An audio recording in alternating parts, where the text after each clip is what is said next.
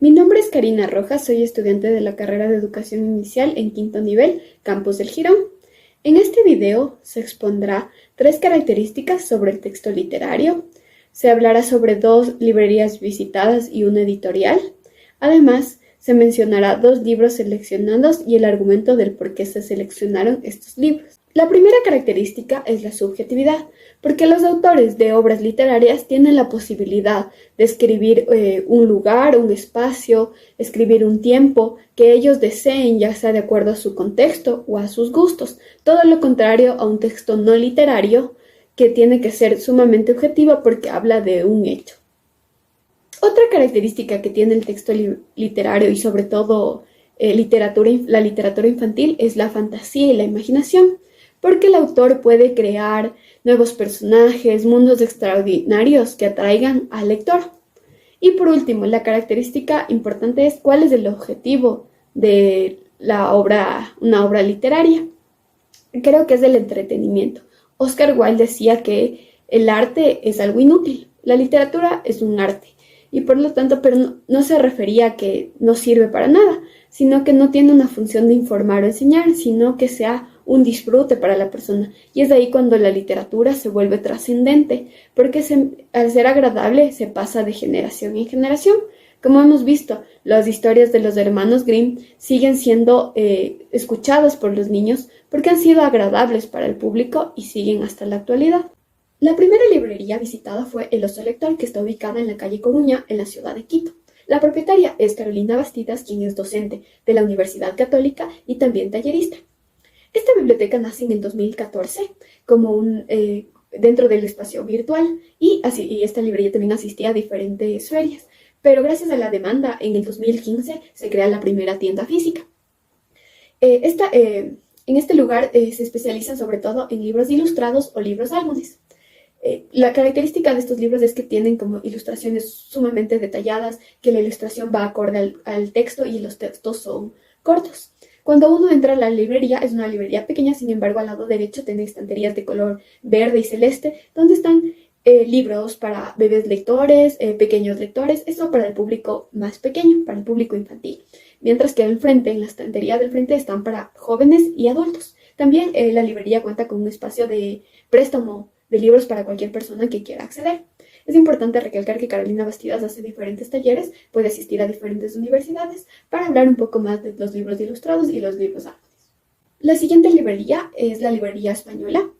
No se encontró mucha información sobre este lugar, sin embargo sabemos que está cumpliendo 50 años, se creó en 1927 y justamente está de aniversario. Se accedió al sucursal del Centro Comercial El Bosque y justo entrando a mano izquierda se encuentran todos los libros infantiles y unas sillitas para que los niños se sienten a leer el libro que deseen.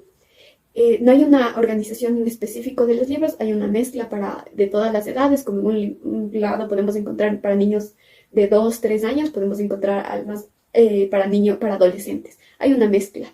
En el lugar es cuestión de ir y buscar, ir leyendo los títulos y lo que agrade, y además los trabajadores están dispuestos a colaborarle y ayudarle si se necesita un libro en específico. Por último, se hablará de la editorial Chacana, que son especializados en literatura infantil y juvenil. Chacana se creó con el objetivo de ser un puente entre la unión de los escritores, los narradores, los artesanos de obras con sus lectores, que buscan a través de la palabra escrita un apoyo, una luz, un camino. Chacana tiene algunos elementos, como es el elemento agua, que son un conjunto de libros específicos para niños menores de 5 años, donde son libros un poco más visuales, ilustrados, acorde para los niños de esta edad. El otro elemento que tienen es el elemento tierra, que son para niños de 6 a 8 años. Son para los niños que están dando sus primeros pasos en la lectura, donde se ven libros que narran historias de aventuras, historias mágicas. Luego tenemos el elemento aire, que son para niños de 9 a 11 años. Son niños que son jóvenes lectores, donde los libros tienen cargados de misterio y fantasía.